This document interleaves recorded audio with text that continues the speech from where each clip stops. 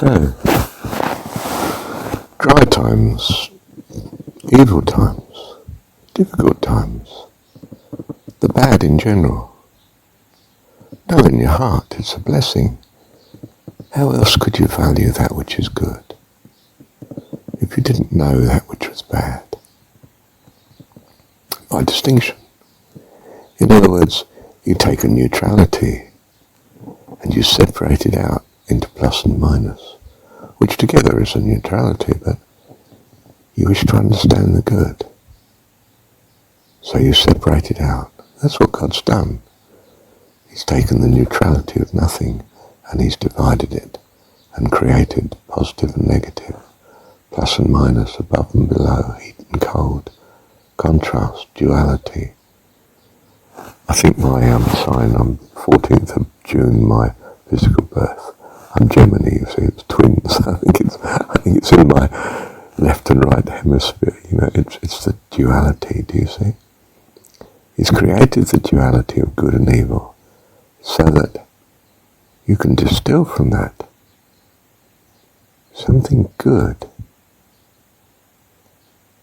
and create. You know, the pure positive side is creation, the pure negative side is destruction. And so you take nothing and you create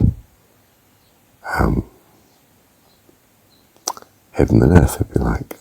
Actually, you create the earth is the creation of the apparently nothing, from the nothing to the something, physical, you know, the atom, the matter, and the space. And in it we find a transcendence into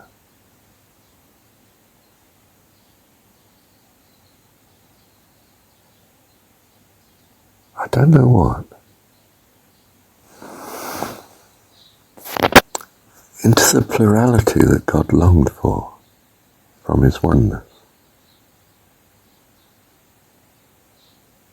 And that's what this is, the experience of this desire that God has for communion, for family, for sharing, for the fun of not being one, but having a vast, harmonious, lovely family.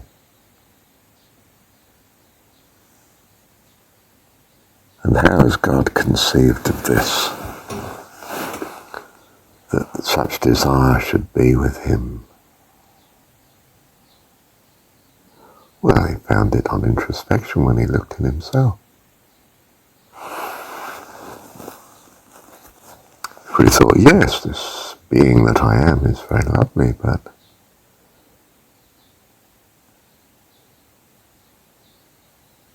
more beyond. What is more beyond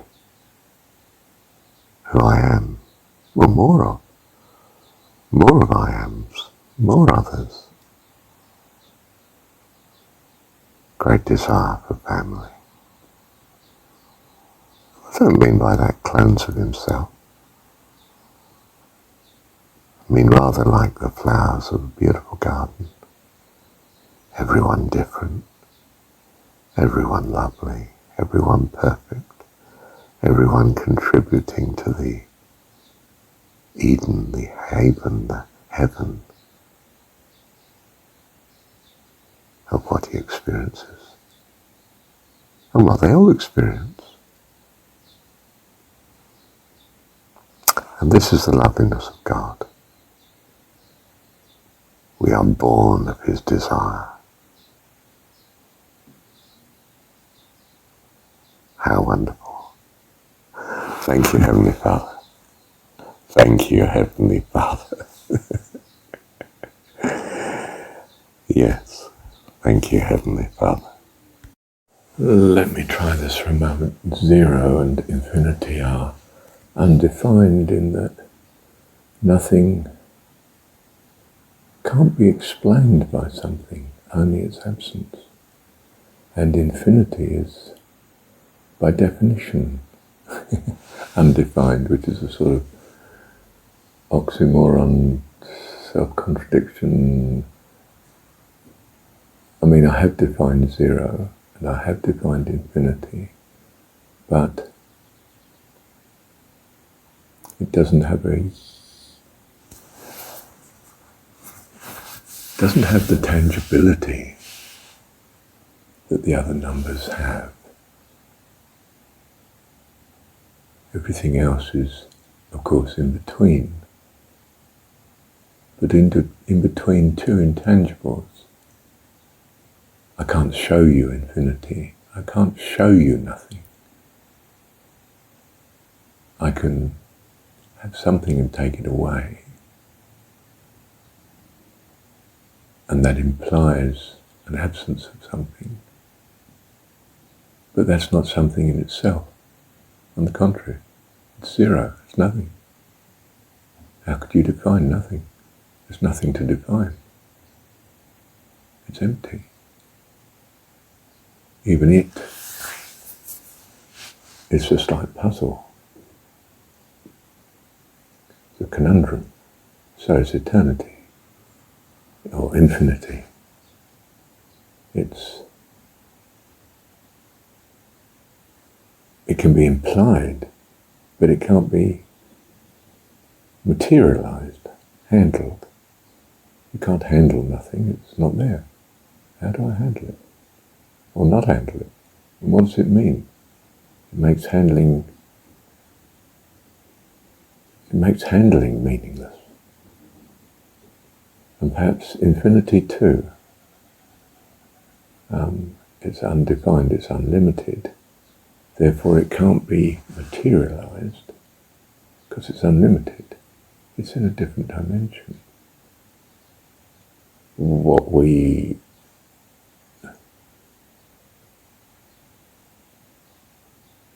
take to be thought, an idea, that's the only evidence of its existence. And yet it does seem to exist. And without assuming such exists, some things can't be demonstrated as reasonable or rational, and yet the proof relies on something that does not tangibly exist. Very strange, you see. Very strange. So we come to closer, that's all we can say, I suppose, to the understanding of the nature of God. And you can see why Eastern Hindu type religion has the view that there's a great cycle when all of creation comes to an end. It's wound up. And if you like, there's a long period of no creation. And then it's all thrown forth again, which is a bit like the scientists' Big Bang theory, isn't it?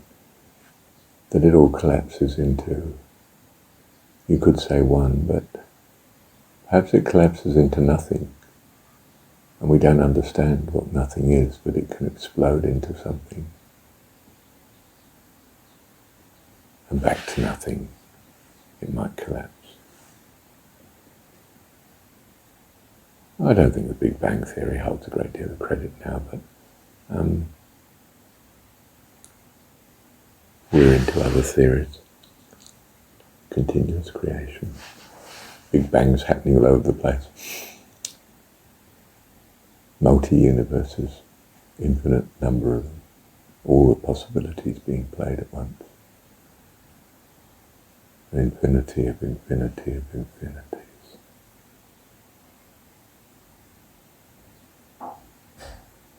Without end. Perhaps nothing at all.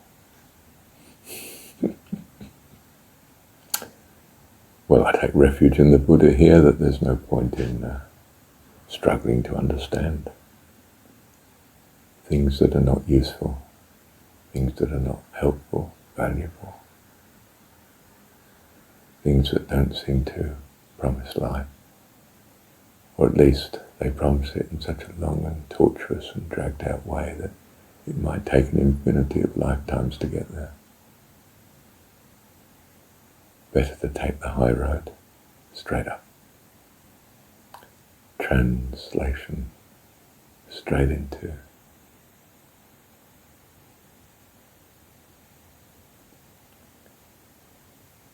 whatever it is. But to understand God,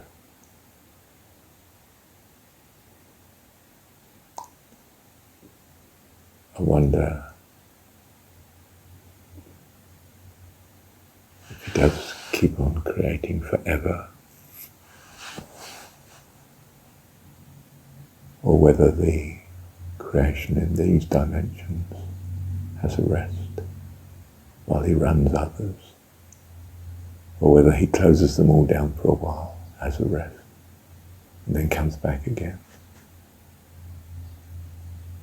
or whether the whole concept is simply invalid, or we live in the realm of uncertainty here, in this realm, and we trust it's for a good reason. And we have good reason to trust, because it seems that from nowhere we've come into existence. And most people seem to be preoccupied, if anything, if they dare risk it. I suppose preoccupied is the wrong word, but if anything, they think of death, not life. Well, that's their fear anyway. And yet life, in all its goodness, came from nowhere. Well, I suppose it should finish now. Well, they may say, of course, no, life came with all its problems of death, but that's the opposite of life, isn't it? Life came from nowhere. Death was reliant on life existing. You can't have death without life first being there. But life came from the nowhere, supposedly, from our perspective, that is. That's an astonishing hope that raises in us, isn't it? The wishful thinking. The fairies, make a wish, come true. Why not?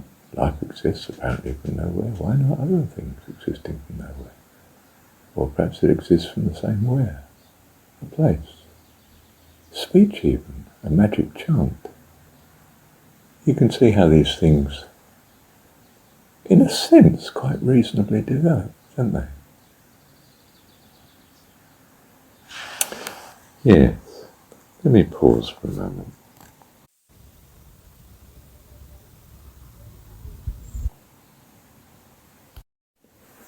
There is a foundation of being behind being and not being.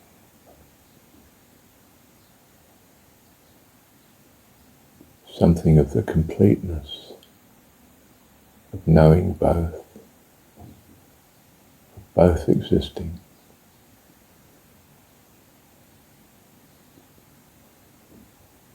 If you imagine combining something with nothing,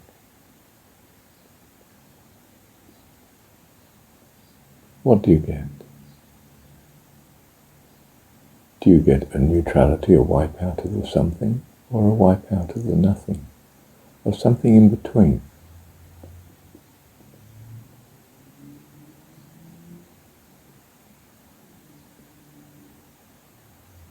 Or do you only get one or the other? You cannot add two undefined things together.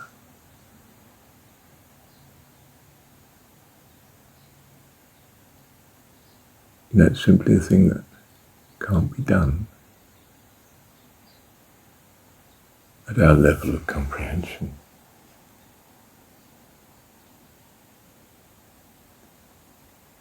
You say it's meaningless, it's quite simply not helpful in the dimension that we're in. but it may be fundamental to why our dimension seems to exist, and all other dimensions and lack of them.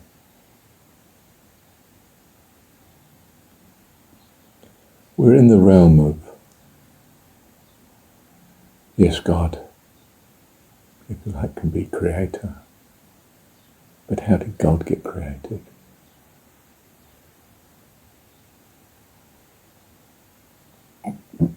Where in the system of understanding is the self-creation?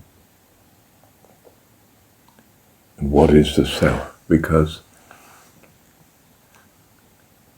without its creation, there can't be a self.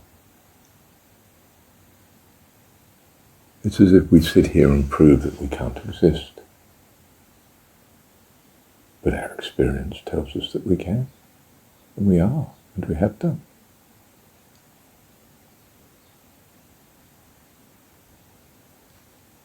So we're left with the ultimate Zen contemplation.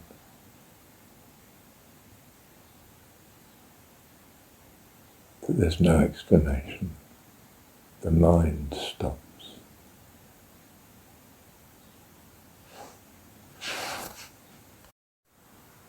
And I'm simply left with the result of my experience.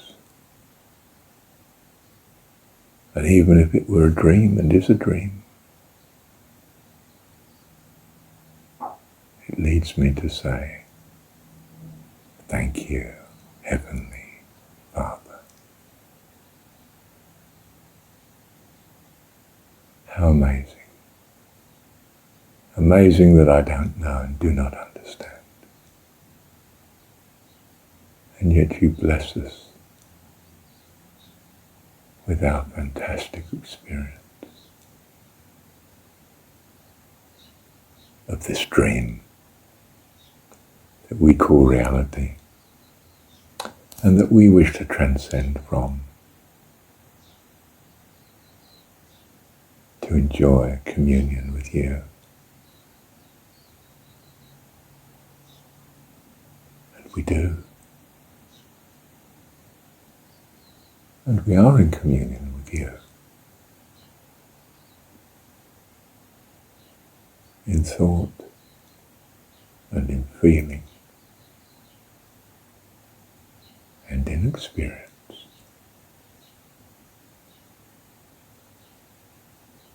Thank you, Heavenly Father.